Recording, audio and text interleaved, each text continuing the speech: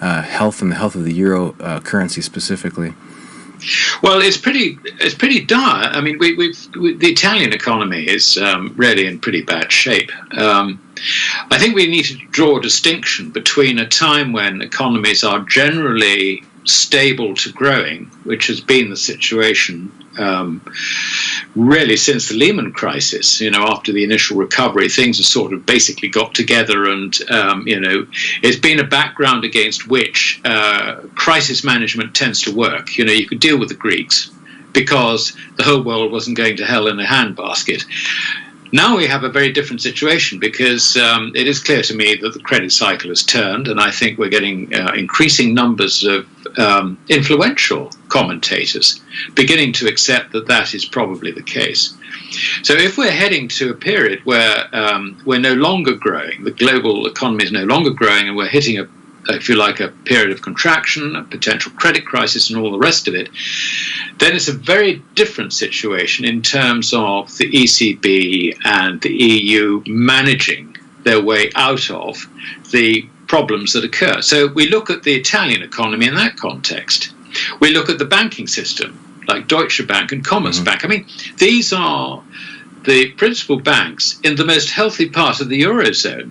And you look at the share prices and you think, these guys are in trouble. We know they're in trouble. And in fact, if you look at banks like that, they've done away with their investment banking operations, or rather, if not actually closed them down, they've reduced them to virtually nothing.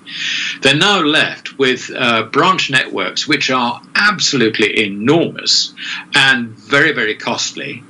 There are people like Gold Money who offer alternatives, purely electronic. I mean, we can handle accounts at zero additional cost for Deutsche Bank in Wuppertal or wherever the branch is. They have got huge, great expenses. So they're not fit for purpose, if you like, in this modern world. That is a sort of real problem. And on top of that, they've got the legacy of all the misbehavior that they did in the past, which was uncovered, if you like, by the last credit crisis. And you've still got regulators chasing them. Basically, these banks, for, say, the American regulators, are a source of funds. You find that they've been fiddling with LIBOR or something like that, bring a case against them, and you find them $1 billion. It's a source of income.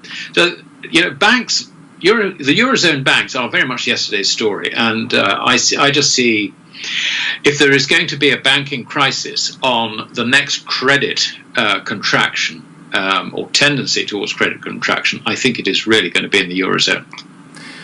So that's interesting, because we were talking with John Adams, an economist down from Australia, and he also sees unprecedented changes there in the debt posture, not only of the government but of the average household, and he sees real estate values rolling over, and this we've also seen in the U.S. And so I guess if we could broaden the discussion out to the global economy, what you talked about, the ECB having recently just announced that they're going to hold, not make any changes to their, which is unprecedented, historically low negative interest rate policies, and the U.S. Federal Reserve also having just recently announced that they're going to have a posture towards potentially easing and stopping unwinding their balance sheet and all these things. So as you mentioned, and as you mentioned, there's also been some pretty high profile owners of, or spokespeople for large brokerage houses who've even come out and publicly admitted that it looks like there's rough times ahead.